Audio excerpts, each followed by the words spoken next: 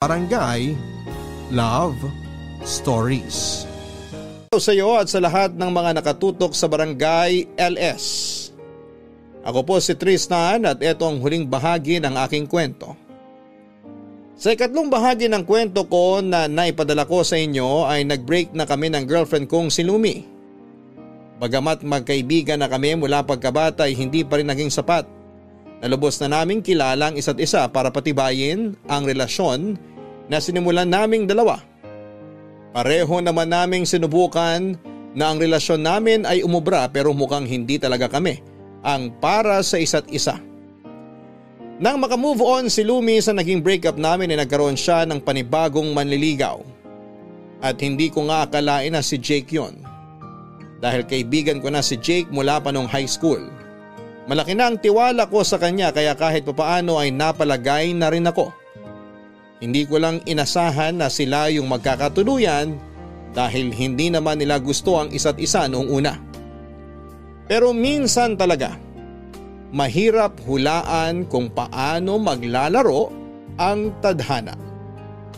Tungkol naman sa buhay pag-ibig ko, Papa Dudut, ay naging kami na nga ni Chelsea noong naayos na ang hindi namin pagkakaunawaan. Ikinasal na rin kami at nagsama sa isang bubong. Civil wedding lang muna kami dahil hindi pa ganoong kalaki ang naipon ko noon para sa magarbong church wedding gaya ng gusto ng lola ni Chelsea. Medyo nahirapan pa kami mag-adjust nung una dahil nasanay kami sa pagiging independent bago pa man kami ikinasal. Napagtanto namin na hindi pala ganoon kadali kahit dalawa na kaming magdidesisyon sa mga bagay-bagay. Pero sa lahat ng nangyari, hindi ko inasahan ang pagbabakasyon ni Lola Connie sa kondo namin. Gusto niya raw makasama si Chelsea at maturuan kung paano mag-asikaso sa bahay, kaya naman sa amin muna siya titira sa loob ng isang buwan. Mabuti na lang dahil 2 ang kwarto sa kondo. Para sa magiging anak daw kasi namin yung isa pero habang wala pa kaming anak, ay ginawa na lang muna naming guest room yon. Doon nagsimula ang pakikialam ni Lola Connie sa mga desisyon namin. Mula sa ayos ng bahay, sa pagluluto ng pagkain at higit sa lahat ay ang pagkakaroon ng anak. Suportado niya ang desisyon ni Chelsea na hindi na muna kami magkaanak noong time na yon. May tamang panahon daw para doon kaya hindi ko kailangang i-pressure ang asawa ko. Hindi naman naging problema yon sa akin dahil napag-usapan na namin yon ni Chelsea bago pa man ang kasal. Pero hindi ko lang noon maintindihan ay kung bakit parang hindi pa rin ako gusto ni Lola Connie para sa apo niya.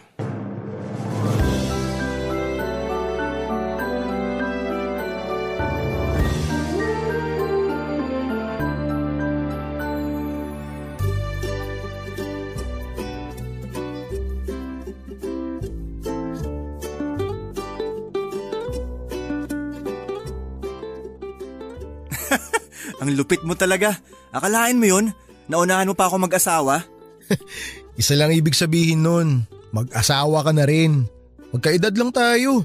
Huwag mo nang hintayin na ugatin pa kayo ni Lumi. Actually, may plano na ako mag-propose kay Lumi. Pero huwag mo munang sasabihin. Masisira yung surprise ko sa kanya. Aba, mukhang seryoso ka na talaga. Feeling ko nga siya na talaga eh. Siya na yung pinakamatinong babae na na-date ko kaya hindi ko na siya pakakawalan. Mas matino pa kay Chelsea? Alam mo naman na medyo sakit sa bungo yung kapatid kong yun. Buti na lang natutunan pa magtino. Manang-mana kasi sa akin. Kung sa kalokohan lang naman, ilalaban ko talaga yung asawa ko. Nga pala, may nabanggit sa akin si Lola. Anong nabanggit niya sa'yo? Di ba nasabi niyo na nung una na magbabakasyon lang siya? Oo, nabanggit niya nga yan. Bakit? Ano bang meron? Dude, plano mag-extend ni Lola sa inyo. Ha? Bakit daw? Hindi ko nga alam dun kay Lola eh. Sabi ko nga dapat hayaan na muna kayong mag-asawa. Ni hindi pa nga kayo nakakapag-honeymoon eh. Busy pa kasi ngayon sa trabaho si Chelsea. Bala ko nga sanang pumunta kami sa Palawan. Ang kaso, pareho kaming hindi pa pwede. Tapos tumagdag pa si Lola. Hindi naman siya alagain pero may pagkapasaway talaga yun eh. Kaya sana pagpasensyahan mo na lang muna. Wala namang problema sa akin kung dun muna siya sa kondo. Mabuti nga yun eh kasi may nagtuturo kay Chelsea sa mga gawain. Ang inaalala ko lang, may pagkaulianin na siya eh. Tsaka hanggang ngayon, nararamdaman ko pa rin na hindi niya ako gusto para sa asawa ko. Huwag ka mag-isip ng ganyan. China-challenge ka lang nun ni Lola. Yan na nga sa challenge na yan eh. Last time kasi pinapalitan niya yung ayos ng sala. Pati yung kwartong tinutulugan niya pinapalitan niya rin. Tapos ayaw na rin niyang bumili pa kami ng karne tuwing nag-grocery. Sabi niya ipaubaya ko na lang yun sa kanilang dalawa ni Chelsea. Wala naman ako magagawa kasi ayoko magalit sa akin si Lola Connie. Gusto mo bang kausapin ko siya tungkol dyan? Di na. Baka isipin pa niya na masyado akong mahina kasi nagsumbong ako sa'yo. Kaya ko na to. Pahabaan ko na lang siguro yung pasensya ko. Dude, salamat ah. Mahal na mahal din kasi namin si Lola. Oo, may kakulitan minsan tsaka sinusungitan din kaming dalawa ni Chelsea pero mabait yun. Para namin siyang nanay, lalo na sa akin. Naiintindihan ko naman kayo, kaya susubukan ko talagang lawakan pa yung pangunawa ko. Tsaka malaking tulong din naman siya sa amin ng asawa ko kasi may nakakausap siya habang nasa trabaho pa ako. Si Lumi nga pala. Naipakilala mo na ba siya kay Lola Connie? Oo. Naipakilala ko na siya. Gustong gusto niya nga si Lumi para sa akin eh. Ang bilis nila nagkasundo. Ay, buti pa sila. Sana maging ganun din sa akin si Lola Connie. Kayang-kaya mo ng diskartehan yan. Bigyan nyo lang ng apo yun tapos ang laban. Weakness nila yun. Paano mangyayari yun? Suportado niya si Chelsea na wag muna kami mag-anak. Tsaka buti sana kung ganun lang kadali na magkaroon kami ng anak eh. Bakit? Ayaw pa kasi ni Chelsea na magbuntis. Natatakot daw siya na baka mangyari sa kanya yung nangyari sa mama niyo nung pinanganak siya. Nakwento nga rin sa amin ni Mami yung tungkol doon. Pero malambot naman ang puso ng kapatid ko sa mga bata kaya magbabago rin isip nun. Basta ikaw na bahala sa kanya ha. Alam ko namang hindi mo siya papabayaan at hindi mo rin pipilitin sa mga bagay na hindi pa siya handa. Huwag ka mag-alala, gagawin ko talaga lahat yun. Hindi ko siya pababayaan. Tsaka kaya ko naman yung asawa ko. Baka ikaw pa nga yung dapat kong sabihan kasi hindi mo pa nararanasang tuyuin si Lumi. Sinasabi ko sa'yo, kakailanganin mo ng pasensya. Mga 1 kilometro. Papadudot, alam ko naman na hindi magiging madali para sa akin na makuha kaagad ang loob ni Lola Connie. Pero mas lalo pang naging mahirap para sa akin ang sitwasyon noong nabanggit sa akin ni Chelsea yung ex-fiancé niya na si Liam ay kakilala rin pala ng lola niya dahil apo ito ng dati nitong co-teacher sa high school na pinagtuturuan nito bago magretiro. Alam ni Lola Connie na nagkaroon sila ng relasyon noong nasa States pa si Chelsea pero hindi niya sinabi na engaged na sila bago maghiwalay. Kahit na hindi naman sabihin ng asawa ko ay batid ko naman na mas gusto ng kanyang lola si Liam kesa sa akin. Pero wala akong sinabi noon. Hindi ko naman kasi iniisip na magiging threat sa pagsasama namin ang ex-fiancé niya dahil malinaw naman sa akin na wala na siyang nararamdaman para sa lalaking yon. Hindi na rin sila nag-uusap kahit sa social media lang. Ang naging problema ko lang noon ay masyado akong nakampante dahil alam ko naman na nasa States si Liam. Maganda raw ang trabaho nito roon kaya imposibleng umuwi pa ito sa Pilipinas.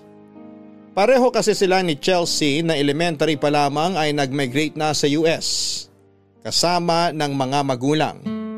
Pero nagulat na lamang ako nang sabihin sa akin ni Chelsea na umuwi raw si Liam ng Pilipinas para magbakasyon ng ilang buwan.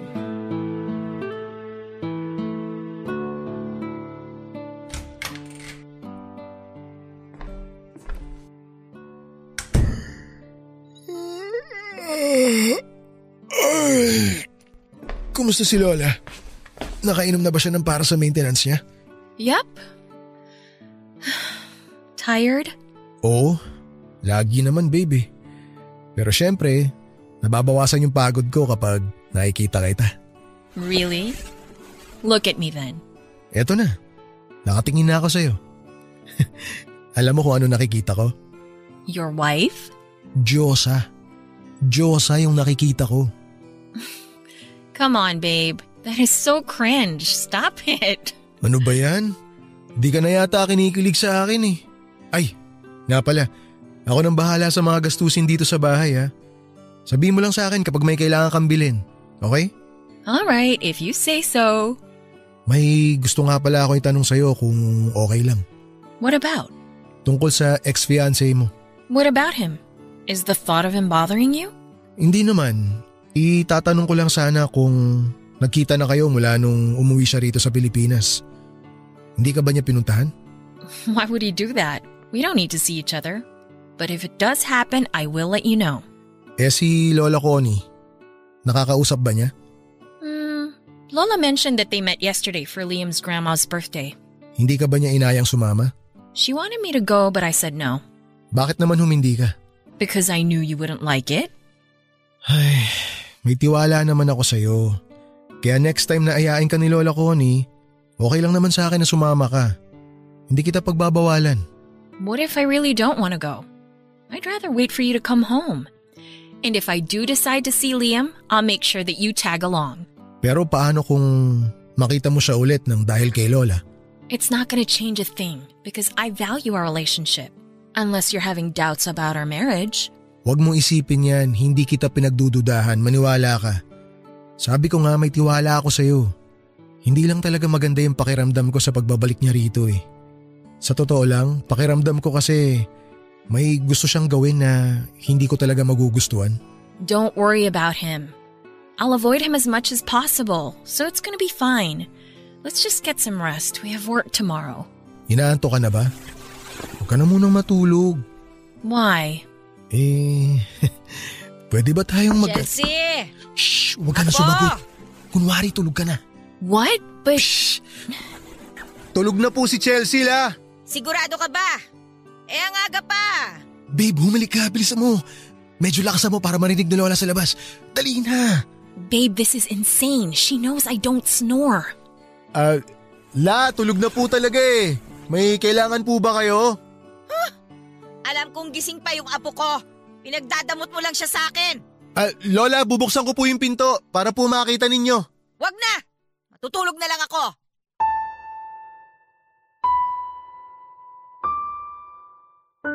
Papadudot, hindi lang isang beses nangyari ang ganong eksena tuwing gabi. Minsan ay pinapalipat niya si Chelsea sa kwartong tinutulugan niya para magkatabi silang matulog. May mga pagkakataong naiiwan niyang nakabukas ang gripo at minsan ay nakakalimutan naman niya ang kanyang niluluto. Dahil inaalala ko na baka mapahamak pa si Lola ay nag-hire na lamang ako ng kasambahay. Ang kasi wala pang isang linggo ay nagpaalam na kaagad dito.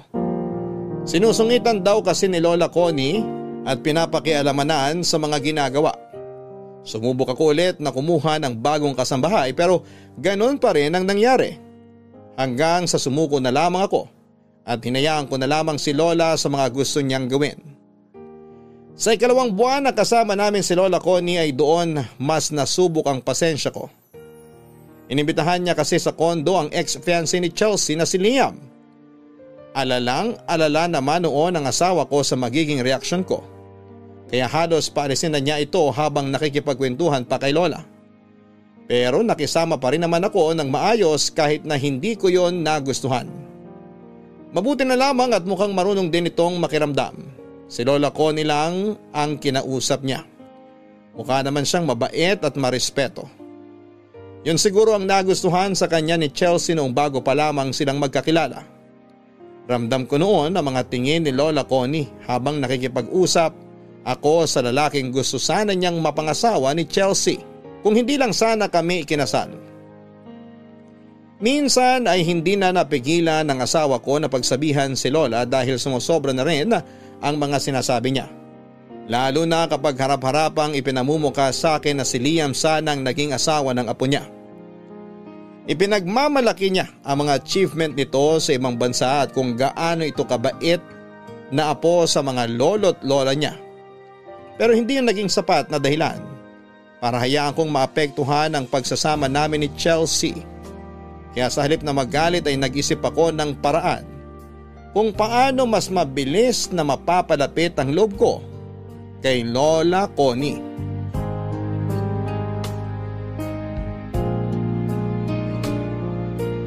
Papadudot na sundan pa yung isang beses na pag-imbita ni Lola Connie kay Liam.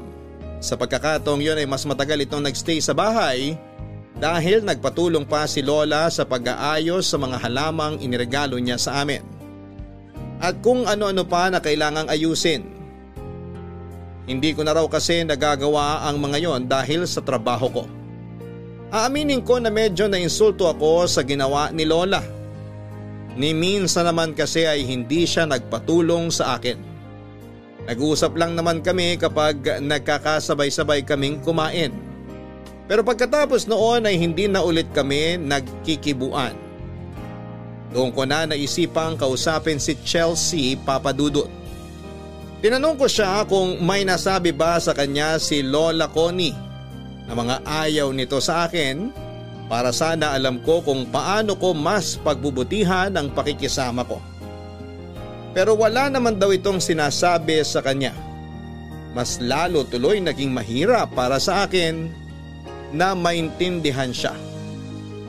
Dahil nga sa mga nangyari, naisipan ko nang kausapin si Chelsea. Sinubukan ko siyang kumbinsihin na ihahatid na lamang namin pabalik sa bahay nila si Lola Connie. Maayos naman kaming mag-asawa at mas matututo kami kung kami lang dalawa sa bahay. Pero hindi nakinig sa akin si Chelsea Papadudut. Ibang naging dating sa kanya nang sabihin kong pauwiin na namin ang lola niya. Naintindihan ko naman na makilola siya gaya ng kuya niyang si Jake. Pero hindi ko inaasahang magiging dahilan pa yon ng hindi namin pagkakasundo.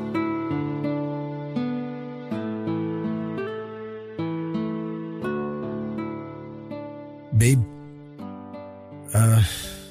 sorry kung nagalit ako kanina. Hindi ko lang talaga nagustuhan yung ginawa ni Lola eh. Lola just invited him over. Nothing happened that should make you jealous. Hindi naman ako nagsiselos eh. Ayoko lang na pumupunta siya rito. Are you worried that I'll start having second thoughts about our marriage if Liam and I become close again? There's no reason to be jealous, okay? We'll talk and that's it. Just talk. We're not even friends. If it weren't for Lola, I wouldn't be talking to him at all. Alam ko naman yun. Kaya sorry talaga. I already told Lola not to bring Liam here again. If she wants to invite him, she can have him go to Lola's place instead. She agreed, so there's nothing to worry about, babe. Are you still mad at me? Naku, hindi. Hindi ako galit sa'yo. Medyo sumama lang yung loob ko kay Lola dahil nga dun sa ginawa niya. Sa ginagawa kasi niya, parang pinamumukha niya sa akin na mas gusto niya si Liam para sa'yo. But you know that it's you that I want. Isn't that what really matters? Alam ko naman na yun yung mahalaga.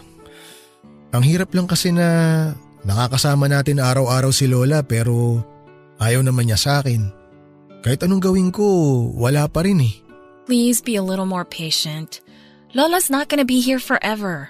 She'll probably go back to Lola in a few months. May magagawa pa ba ako? Ayoko rin naman na pag-awayan na lang natin palagi ito.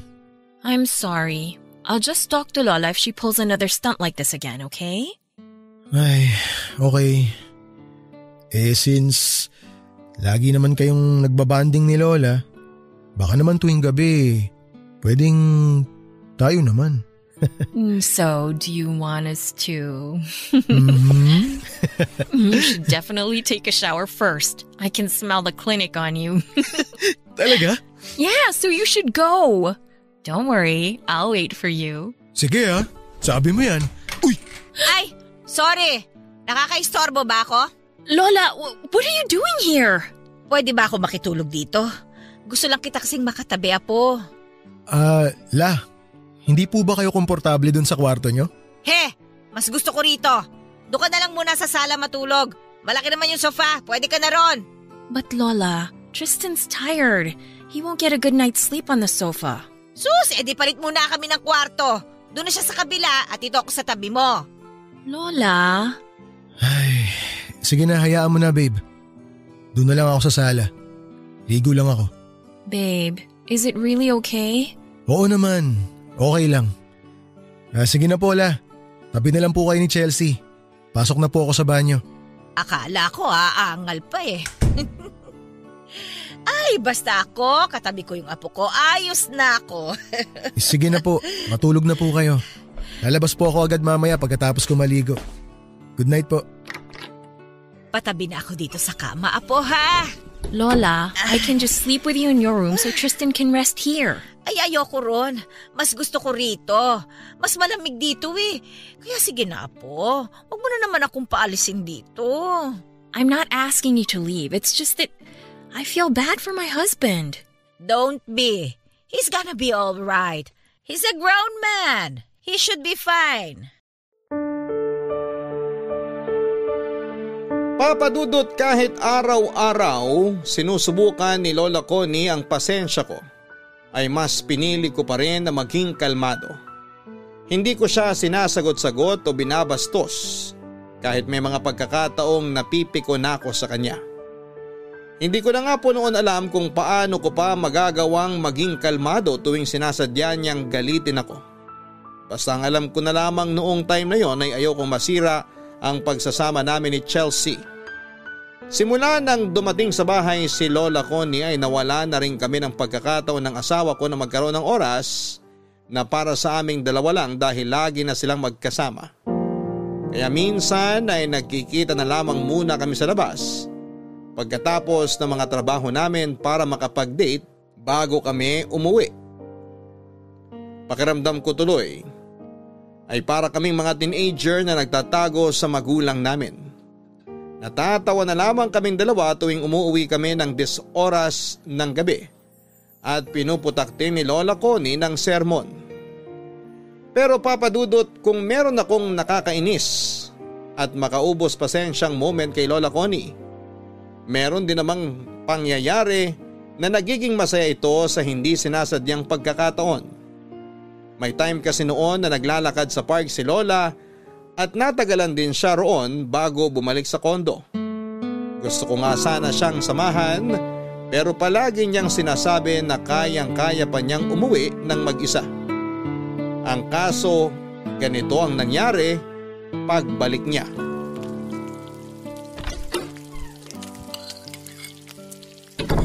Chelsea? Chelsea, apo! Umalis po siya la. May pupuntahan lang daw po sandali. Oy, bakit nakikialam ka na sa pagluluto dyan? Akala ko po kasi mamaya pa kayo makakabalik kaya nagluto na ako. Kung makapwesto ka dyan sa kusina, kala mo naman marunong ka talaga magluto. Ano yan? Longganisa tocino? Puro frozen products na lang bang ipapakain mo sa apo ko? Si Lola naman, nakalimot agad. Di po ba ganito talaga yung madalas nating niluluto para sa almusal? Hindi mo ba ako nakikita? Nakikita po. Yun naman pala eh. Hindi ako kumakain yung niluluto mo. Huwag po kayo mag-alala. Nagluto na rin po ako ng para sa inyo. Ikaw na lang ang kumain yan. Ako na lang ang magluluto ng pagkain ko. Wala ka namang pakialam sa akin eh. Si Chelsea lang talaga yung nagmamalasakit sa akin dito. Lola naman, wag po kayo mag-isip ng ganyan. Ngayon na lang po kasi ako ulit nagluto ng almusal. Tsaka ipinagluto ko naman po kayo ng ulam ninyo eh. Kahit na. Hindi ko gusto na nakikialam ka sa kusina. Alam mo, naglinis ka na lang sana ng maraming ngipin. Total mukhang doon ka lang naman talaga magaling. Ay, Lola, please naman po. Sinusubukan ko naman po na gawin lahat para maging mabuting asawa sa apo nyo eh. Sinusubukan? Yan lang ba ang kaya mo? Hina naman ang diskarte mong lalaki ka. Tignan mo nga oh. Pati mga ginamit mo sa pagluluto, hindi mo man lang maiayos. Aayusin ko naman po lahat ng kalat pagkatapos ko, Lola. Nagluluto pa po kasi ako. Ay nako, umalis ka na dyan. Ako na lang ang magluluto ng pagkain namin ng apo ko. Sa'yo na yung longganisa at tosinong niluto mo. Teka, parang may naaamoy akong...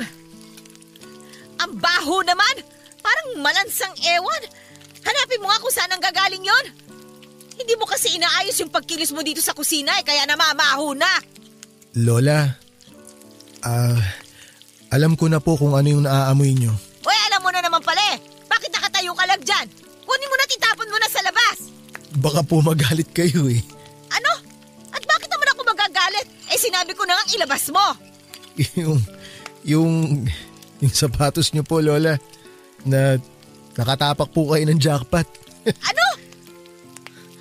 Ay, sus Mariosep, kaya aga-aga naman itong kamalasang ito, oh! Lola, bubuhatin ko na po ba kayo palabas? Ba't sira ulo ka? Nagbibiro lang po ako. Huwag mo nga ako mabiro-biro ng ganyan, ha? Sorry na Pula. Ano pang tinatayo-tayo mo dyan? Tulungan mo ako dito!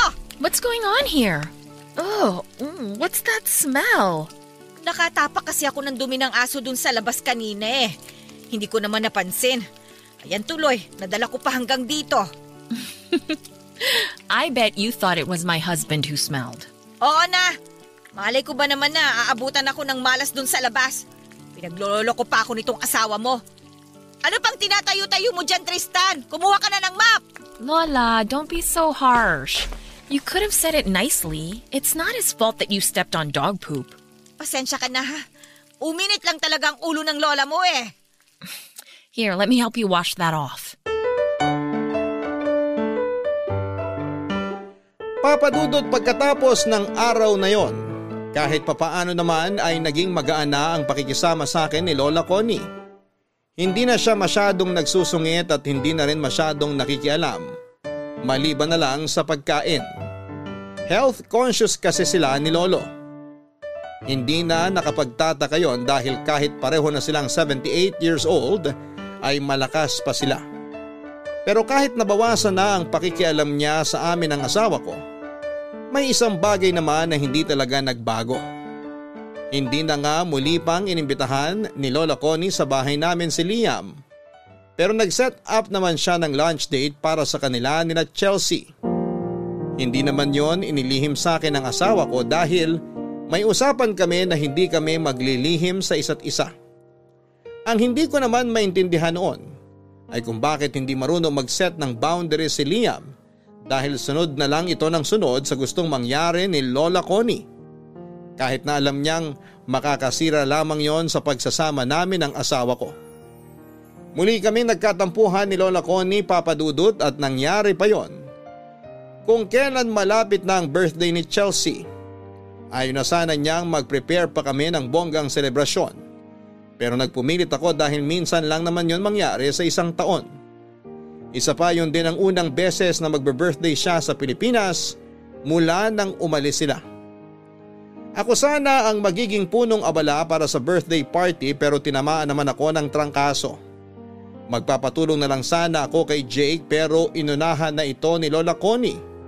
At gaya ng inaasahan ko, bukod sa imbitado ay pinatulong din niya si Liam para sa selebrasyon.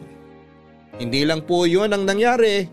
Nung araw na yon ay narinig ko mismo kay Liam na hindi pa rin nawawala ang feelings nito para kay Chelsea.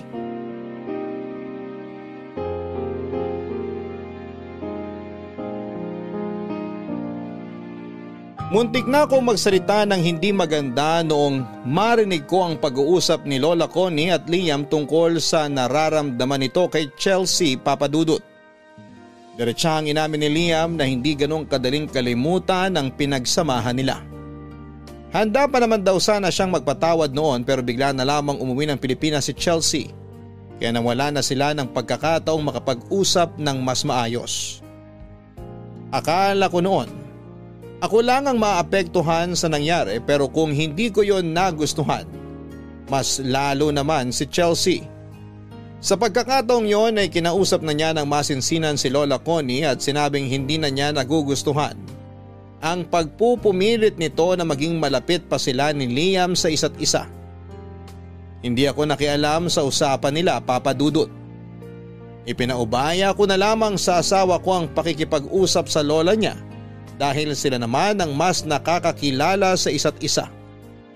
Magkatampuhan man sila o magkaroon ng hindi pagkakaunawaan ay sigurado akong mabilis lang ding maaayos yon kapag nagkataon.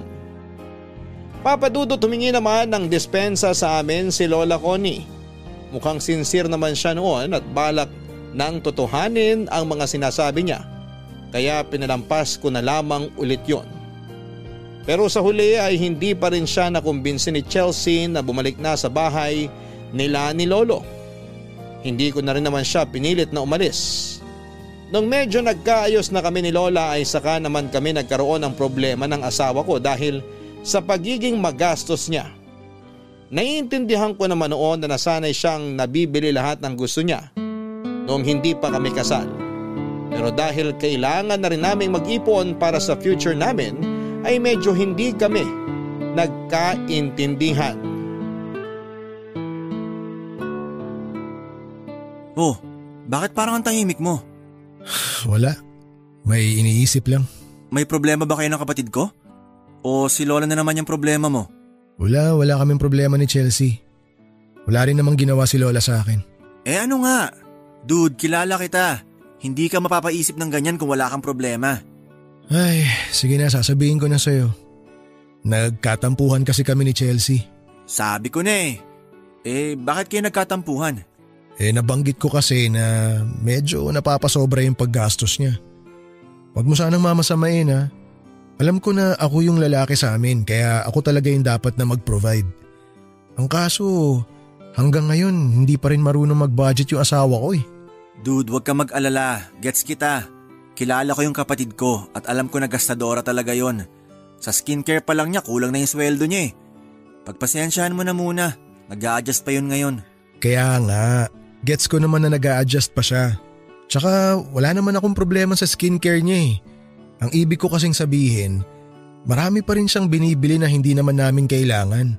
Tapos yung internet, 2 yung binabayaran namin. Yung washing machine, nagka-problema lang ng konti, bumili na agad siya ng bago. Pwede pa namang ipaayos yun. Magkapatid nga talaga kami. Pero seryoso, napag-usapan nyo na ba yan? Yan nga yung nangyari. Sinubukan ko siyang kausapin tungkol sa paggastos niya. Kaya lang ayun, sumama yung loob sa akin.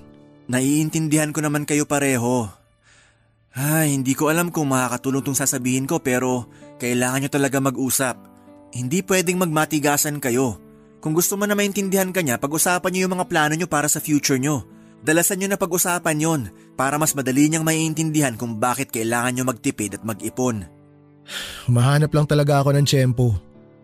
Hindi ko kasi agad nasabi sa kanya nung mismong oras na sumama yung loob niya eh. Ayoko rin naman kasing magmukha akong controlling na asawa.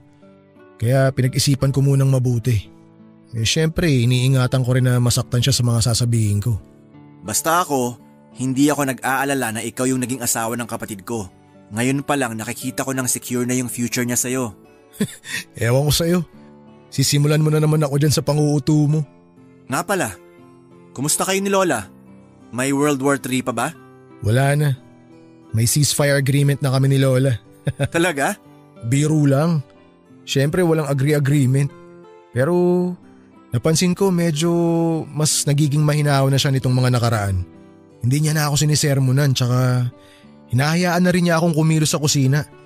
Di gaya nung una. Makita pa lang ako ni Lola sa kusina, umuusok na yung magkabilang tenga niya sa galit eh. Feeling ko malapit nang bumalik si Lola kay Lolo. Sigurado ako mamimiss nyo rin siya. Mamimiss ko magkaroon ng hater. Sira. Ay, si Lumi nga pala. Bakit parang hindi na nagpapakita sa akin yun? Ayaw pa niya kasi baka bulihin mo raw siya. Ha? Bakit ko naman siya bubulihin? Dude, huwag ka sanang mabibigla. Huwag ka na nga pa-suspense dyan. Ano ba kasi nangyari? Sabihin mo na. Magiging tatay na ako. Buntis si Lumi? Yup. Kaya hindi mo na siya nagpapakita sa'yo. Alam niya kasing aasarin mo lang siya kapag nalaman mong nauna pa siyang nabuntis kaysa kay Chelsea. Tinan mo yun, kahit kailan talaga parang bata mag-isip. Pero dude, congrats ha. Dapat pala magpainom ka ngayon. I-celebrate natin yan. Kung papayagan ka ng asawa mo, o kaya paalam ka muna kay Lola. Yun lang, dun tayo nalungkot. Mukhang malabo ako mapayagan.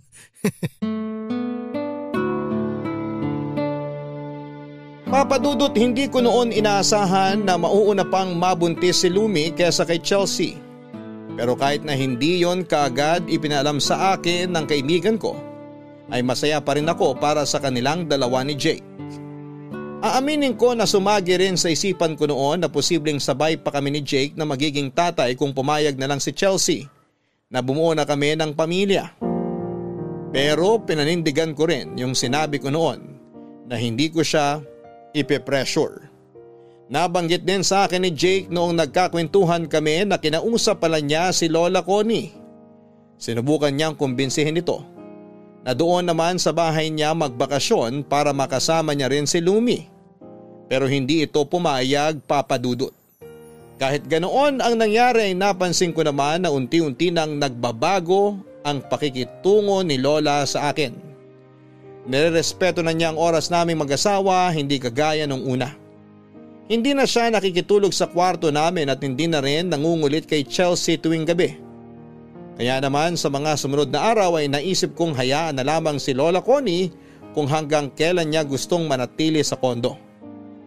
Sa tingin ko naman kasi noon ay wala na siyang gagawin pa para magkaroon ulit kami ni Chelsea ng hindi pagkakaunawaan. Nagkaayos na rin kasi kami noon matapos naming mag-usap. Sa kabila ng pagbabago ng pakikitungo sa akin ni Lola Connie, medyo napaisip din ako noon kung bakit bigla na lamang nagbago ang isip niya. Nang kausapin ko naman si Chelsea tungkol doon ay wala rin siyang naisagot sa akin.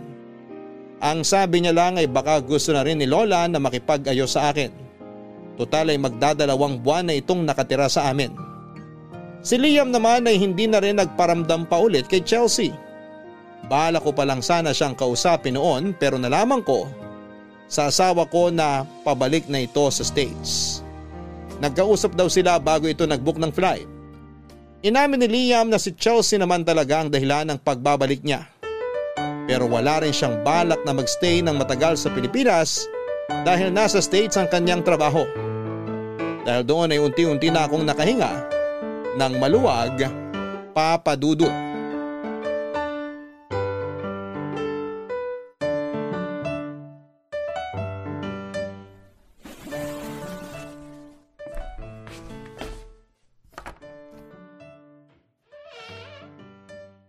What are you doing? Shh! Sinicheck ko lang kung gising pa si Lola. Baka kasi mamaya bigla na naman sumulpot eh.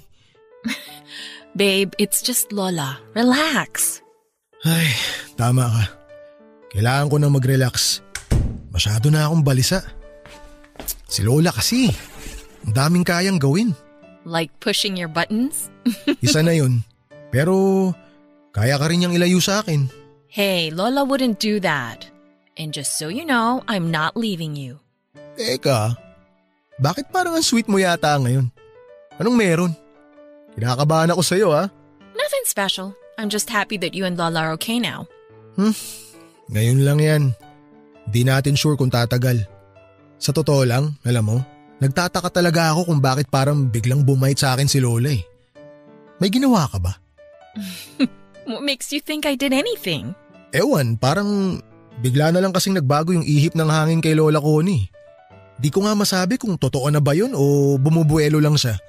Baka di ko lang napapansin, meron pala siyang hinahandang pasabog. Kilala mo naman si Lola. I think she's starting to like you. Not sure if you noticed, but she's not giving you the sinister side-eye anymore. Especially when you talk about work. That's progress, right? Sa bagay, pero duda pa rin ako eh. Babe, please give her a chance.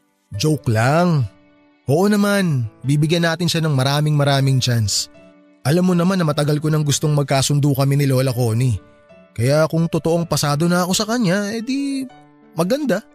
Ay, teka, gusto mo ba na kumain tayo sa labas this weekend? Isama natin si Lola. Sure. Yun, buti pumayag ka. Schedule natin yan pero sa ngayon, matulog ka na. Maaga papasok mo bukas, kaya wag ka na magpuyat. I don't want to go to work tomorrow. Maybe I'll just stay in bed and sleep all day. Ay, magaling. A-absent ka sa trabaho para matulog maghapon? Magandang practice yan. Pero kailan ka pa naging antukin? Babe, huwag mo sabihing buntis ka. I am. Ay, ikaw talaga, pinapaasa mo na naman ako. Sige na, halika na, matulog na tayo. Do you really think I'm kidding? Sa totoo lang? Oo. Well, I'm not. Anong ibig mo sabihin? Buntis ka talaga? Yup, 3 weeks. We're having a baby. Pero paano? Sabi mo nagpipills ka, di ba? I stopped taking them, and I didn't tell you because I wanted it to be a surprise. And I'm healthy, so getting pregnant was totally possible. Hey, say something, babe. You're gonna be a dad. Sorry, nasurpresa lang talaga ako. Magiging daddy na ako, babe. Teka, may kailangan ka ba ngayon? Alam mo, sa tingin ko, hindi ka na dapat napapagod eh. Pwede namang hindi ka na magtrabaho kasi… Babe, relax. You're overreacting. I'm only 3 weeks pregnant. It's not like I'm about to pop anytime soon. Pero dun din naman ang punta nito, di ba? Kailangan na nating isipin yung magiging pangalan niya. Seriously? We don't even know if it's a boy or a girl. Pwede naman dalawang pangalan yung isipin natin. Isa para sa babae, isa naman para sa lalaki. I know, but let's just enjoy this moment, okay? Pero, kailan mo pa nalaman? Just this morning. When I found out I was pregnant, I decided to keep it from you until you got home because I wanted to see your face when I told you. I couldn't wait to see your reaction. And now it's just priceless. Kaya pala hindi ka pumasok sa trabaho kanina kasi pumunta ka sa OB. Exactly. Ay, hindi pa rin ako makapaniwala. Thank you, babe. Thank you. Akala ko talaga ayaw mo pa magkaanak tayo kaya hindi ko binubuksan yung topic tungkol dun. Well, I just realized now is the perfect time for us to have a baby. I'm still young, and if I wait until my 30s, I might face complications like Mom did. Salamat talaga at nagbago yung isip mo. Hindi mo alam kung gaano ako kasaya ngayon. Alam ko na hindi to magiging madali para sa'yo, pero nandito lang ako sa tabi mo. Okay? Sabihin mo lang sa akin lahat ng kailangan mo. Magtutulungan tayo.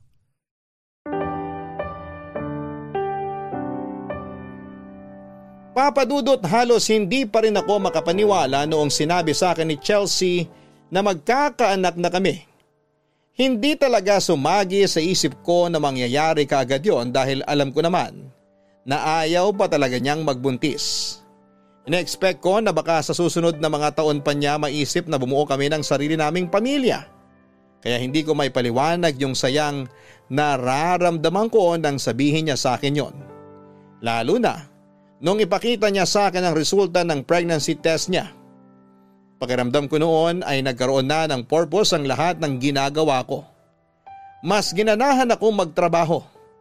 Naisip ko pa nga noon na magsimula pa rin ng maliit na negosyo para mas madaling makaipon para sa future ng magiging anak namin. Papadudot kong nagulat ako sa pagbubuntis ni Chelsea, nagtaka naman ako nung hindi man lang nasurpresa si Lola Connie nang sabihin namin sa kanya ang tungkol doon. Pero kahit wala siyang sinabi, alam ko na masaya siya para sa amin. Siguro yon ang nagpalambot ng puso niya. Ang magkaroon ng apo sa hindi inaasahang pagkakataon. Hindi niya pinabayaan si Chelsea. Nakita ko kung paano niya asikasuhin ang asawa ko. Parang anak na ang turing niya sa kanyang mga apo. Kaya ganoon na lang siyang mag-alaga. Pero dahil first time ko pa lamang na magiging tatay, marami din kaming pinagdaanan na hindi ko inaasahang mangyayari pala sa akin, Papa Dudut.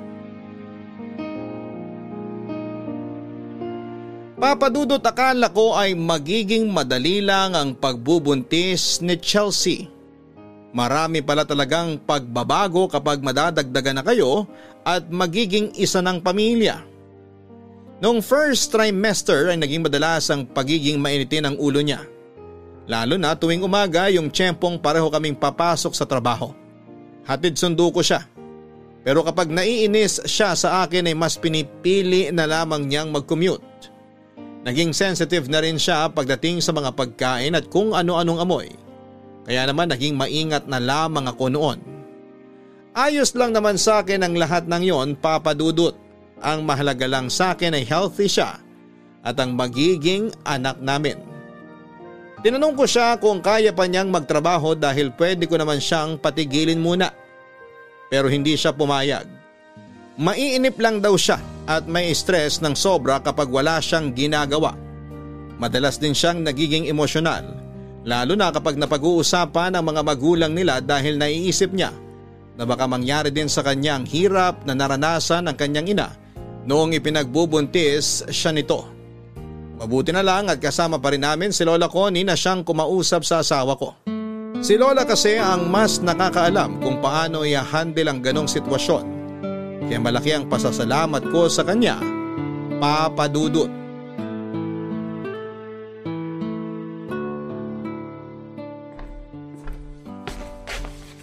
Good morning, La.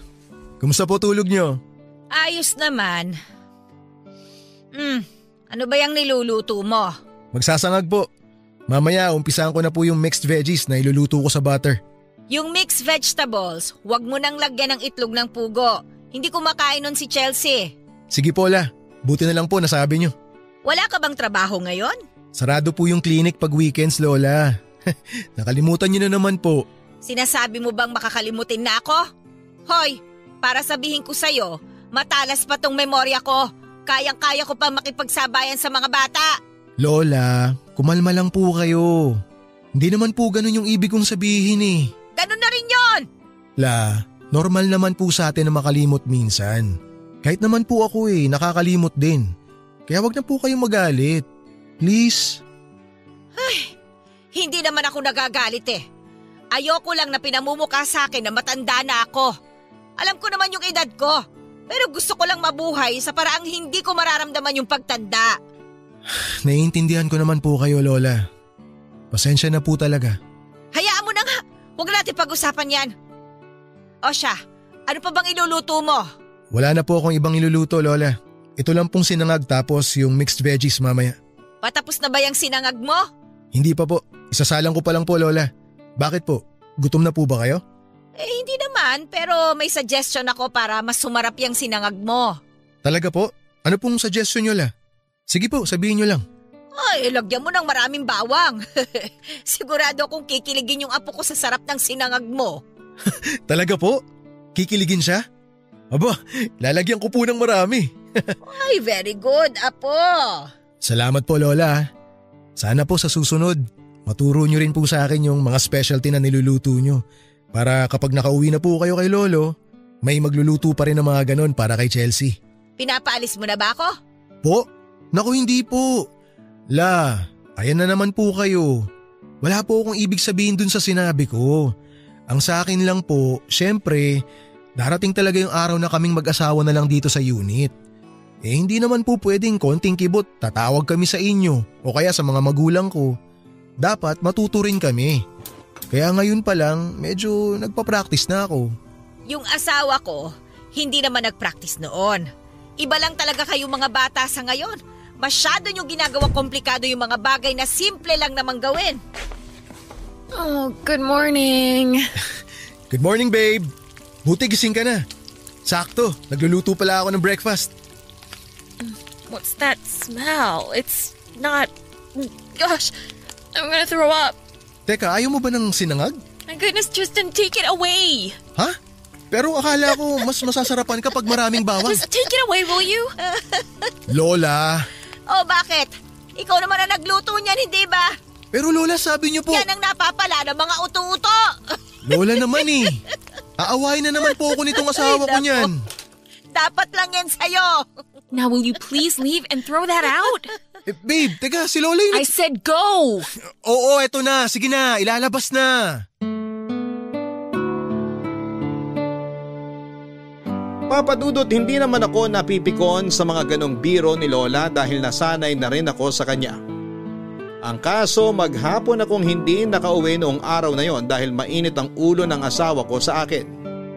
Nakabawi naman ako sa kanya sa ibang paraan pero hindi ko lang talaga akalain na magiging ganon siya kasensitibo sa amoy ng pagkain.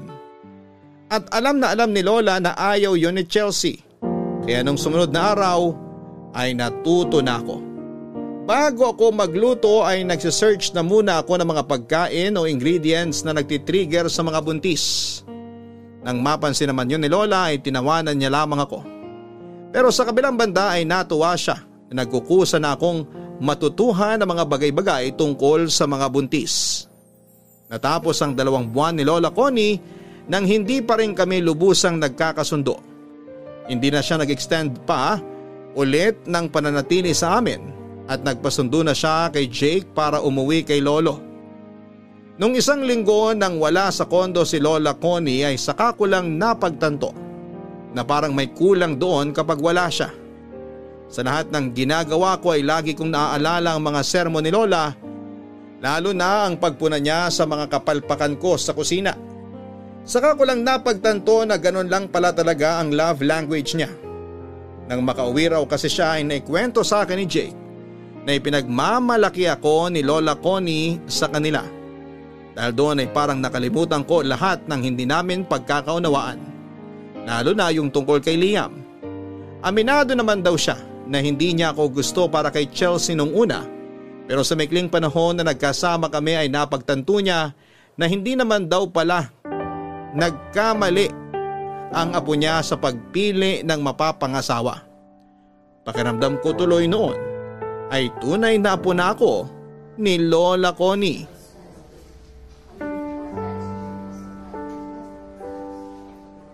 Babe. Babe, kumusta ka? I'm fine. How's the baby? Okay naman siya. Mamaya dadali na rito si baby.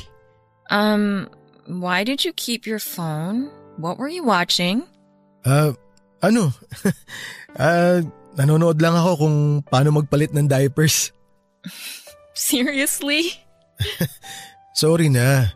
Hindi ko kasi talaga alam kung paano eh.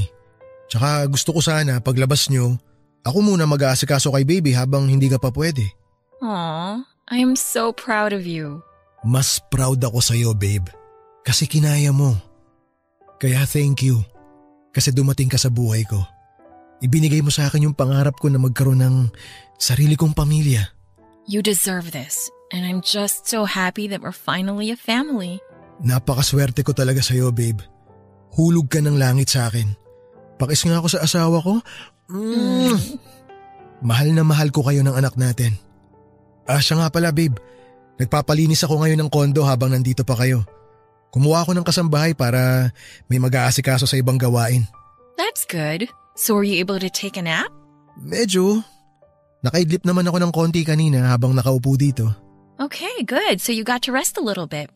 Speaking of pahinga, kapag nakauwi na tayo, gusto ko magpahinga ka lang muna.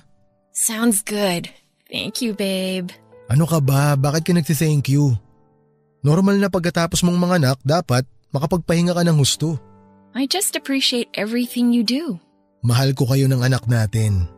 Kaya masanay ka ng inaalagaan ka. Okay? I love you. I love you too. Babe, did you bring my phone? I want to call mom and dad. Nadala ko yung phone mo pero naiwan ko sa kotse. Teka, kukunin ko muna. Ay, sorry, hindi ko sinasadya. Just be careful next time. Now will you please get my phone? O sige. Teka sandali. Nagtatagalog ka? What do you mean? Narinig ko kanina sabi mo, aray eh. Yeah, so? Bakit parang gulat na gulat ka naman dyan? Ha? Sino hindi magugulat? Pero akala ko kasi… Akala mo ano? Akala ko hindi ka marunong magtagalog. Well, nag-assume ka na hindi ako marunong. I didn't say I couldn't. Pero babe, hindi ka kasi nagtagalog simula nung nagkakilala tayo. Akala ko nakakaintindi ka lang talaga kaya hindi na kita in-English. Babe, nung bumalik ako dito sa Pinas, tapos pinakilala ka sa akin ni Kuya Jake, in-English mo ako agad eh. So inisip ko na baka manibago ka pag nagtagalog ako. Tsaka ang cute na tinatagalog mo ko. Na-enjoy ko ng sobra kaya hinayaan ko na. Hindi ko na muna sinabi sa'yo. Anong hindi mo na sinabi? Hindi mo talaga sasabihin kung di pa kita aksidenteng natukuran. Sorry na. So all this time, kaya mo naman palang magtagalog? That's because I grew up here. Weird nga eh. Kasi nung mga bata kami ni Jake, English kami kausapin ng mga magulang namin. Pero nung nasa States na kami, tinatagalog na nila ako. Siguro para hindi ko completely makalimutan. Sabagay, tama nga naman. Tsaka mas komportable ako mag-English. Pero sana sinabi mo pa rin. Pambihira. Kung ganun ako pala yung talo sa pustahan namin ni Lumi. Pustahan? What do you mean pustahan? O tapos ngayon, konyo ka naman kung magsalita. Don't dodge the question, babe. Anong pustahan yun? Matapos ka kasing ipakilala ni Jake sa amin. I mean, kay Lumi, kasi kilala na kita, hindi siya naniniwala na hindi ka marunong magtagalog. Sabi pa nga niya, sinusubukan mo lang kami kung tatagal kami sa pakikipag-usap sa'yo. For real? Alam mo bang kakalbuhin ako ni Lumi kapag nalaman niyang siya naman pala talaga yung panalo sa pustahan namin? Hiyang-hiya pa naman siya nung hinalikan niya si Jake sa harapan ng mga bisita niyo. What? Kaya pala hinalikan niya si Kuya nung party. Pero in fairness, sila na ngayon. And very soon, magpapakasal na rin silang dalawa. Teka sandali. Si Lola Connie, alam ba niyang nagtatagalog ka?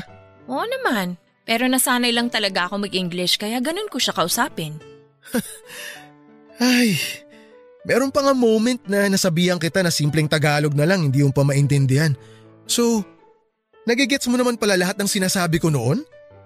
Pati yung joke ko na hindi ka man lang nag-react? Oh, that joke? I didn't really get it. Tsaka may iniisip din ako that time. Sorry. Okay lang, wala yun, huwag mo isipin. Hayaan mo na. Tapos na rin naman eh. Tsaka okay lang naman kung mag-i-English ka pa rin. Kung dun ka mas komportable. Ang mahalaga, nagkakaintindihan pa rin tayong dalawa. Okay. So can you get my phone now? I need to call my parents, remember? Ay, oo nga pala. Pero nasa kotse eh. Kung gusto mo, itong sa akin na lang muna gamitin mo. Are you sure you're gonna let me use your phone? That's personal. Anong personal? Okay lang yan. Wala naman akong tinatago dito eh, kaya sige lang. Gamitin mo. Okay, sabi mo eh. Babe? Ang cute mo pag nagtatagalog ka. We, talaga? It's not baduy? Anong baduy? Chichinilasin ko sa mukha magsasabi na baduy ka magtagalog. Aww, kiss mo nga ako? Papadudot, hindi ko alam kung pinaglalaruan ba ako ng tadhana dahil sa dinami-rami ng mga nangyari sa buhay namin ni Chelsea. Saka ko lang nalaman na nagtatagalog naman pala siya. Sa haba ng panahong nagkasama kami ay natuto na ako mag-adjust para sa kanya dahil matagal din siyang tumira sa States. Pero sa huli tama pala si Lumi at nang sabihin ko yon sa kanya ay inis na inis siya sa naging pagkatalo niya. Pero sa kabilang banda ay nagpasalamat na rin siya dahil yun pa ang naging tulay para sa kanilang dalawa ni Jake. Nang makauwi kami galing ospital, gaya ng inaasahan ko ay dumating si Lolo at Lola Connie para makita ang apo nila. Nagpresenta si Lola na mag-alaga sa anak namin at hindi naman namin ito ipinagdamot sa